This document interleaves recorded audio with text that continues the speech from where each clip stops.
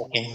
അപ്പോ ഇപ്പോ ഇവിടെ അവതരിപ്പിച്ചത് ഒരു മൊണാർക്കിയൽ മോഡൽ തന്നെയാണ്. അതായത് there is a God and two other divine entities.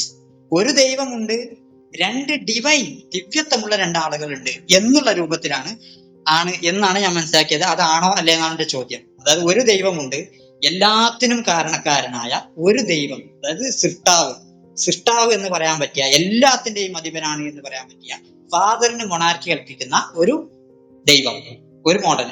അവിടെ ദൈവമാണ്, പിതാവാണ് എല്ലാത്തിനെയും സൃഷ്ടിച്ച് പരിപാലിക്കുന്ന ഏറ്റവും അധിപൻ എന്ന് പറയാൻ പറ്റിയ ആള് ദൈവമാണ്.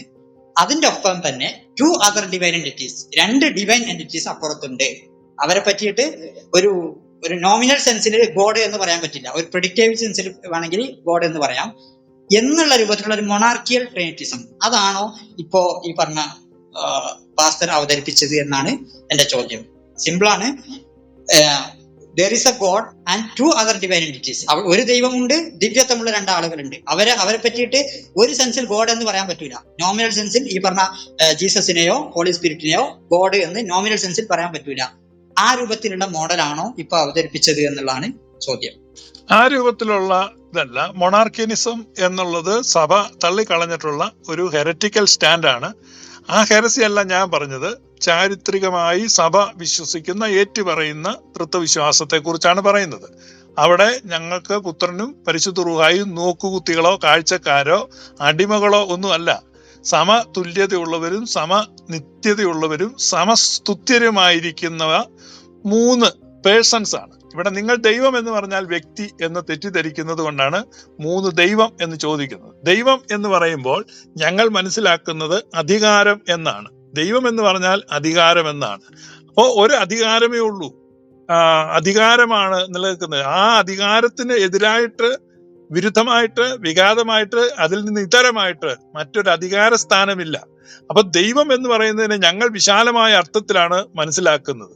പിതാവായ ഏക ദൈവമേ ഞങ്ങൾക്കുള്ളൂ.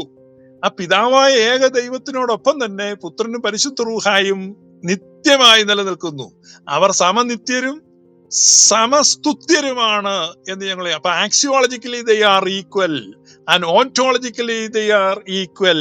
ആ ഈക്വൽ ആയിട്ടുള്ള മൂന്ന് പേഴ്സൺസിനെ ഞങ്ങൾ ദർശിക്കുമ്പോൾ തന്നെ ദൈവത്തിന്റെ അധികാരം ഡിസ്ട്രിബ്യൂട്ട് ചെയ്തിരിക്കുന്നു. അതാണ് ഡിസ്പെൻസ് ചെയ്തിരിക്കുന്നു. ഇൻവിസിബിൾ റലത്തിൽ നിന്ന് വിസിബിൾ റലത്തിലേക്ക്, ദൃശ്യമായ തലങ്ങളിലേക്ക് അദൃശ്യമായ തലങ്ങളിൽ നിന്ന് ആ അധികാരത്തെ എന്ത് ചെയ്തിരിക്കുന്നു? വികേന്ദ്രീകരിച്ചിരിക്കുന്നു.